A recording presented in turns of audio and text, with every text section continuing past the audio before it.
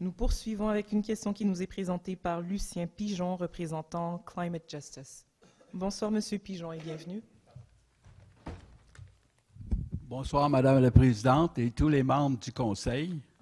J'ai 3 documents que j'aimerais déposer. Avant de les déposer, j'aimerais vous dire les contenus.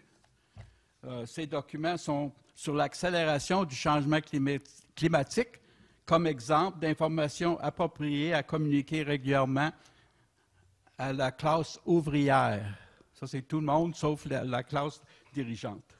Ce qu'on n'a pas encore compris en 911 mots, 911, l'interview de Catherine Potvin par Céline Galipeau en texte, et en anglais, What you need to know about climate change, que j'ai traduit moi-même. C'est des bons documents pour informer les citoyens de Montréal. Merci. Je vais poursuivre avec ma question, le préambule.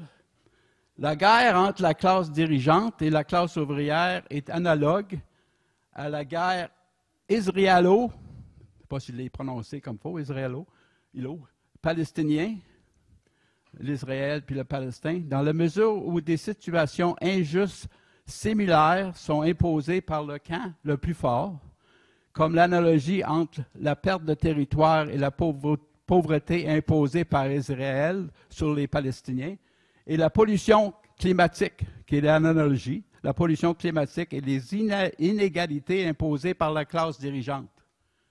Ma question, je ne sais pas si vous avez compris très bien ce que j'ai dit, mais quand allez-vous informer régulièrement et efficacement? Ma question est posée à Mme Marie-Andrée Mauger. Madame Marie-Andrée Mauger. Je ne l'ai pas posée encore. Quand informeriez-vous régulièrement et efficacement la classe ouvrière de l'accélération de plus en plus menaçante du changement climatique, comme vous l'avez fait pour la crise encore moins urgente du COVID-19?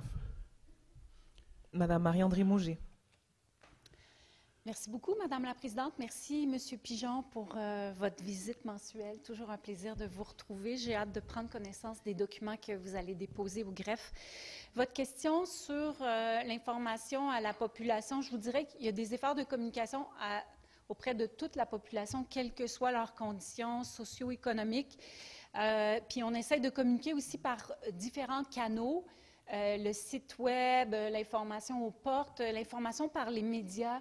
Vous savez, il y a 2 semaines, on avait la grande conférence internationale Adaptation future qui a permis aussi de communiquer beaucoup sur l'urgence climatique, la nécessité de s'adapter au changement climatique et d'augmenter notre résilience face aux aléas climatiques. Donc, j'entends bien votre préoccupation qu'on rejoigne tout le monde.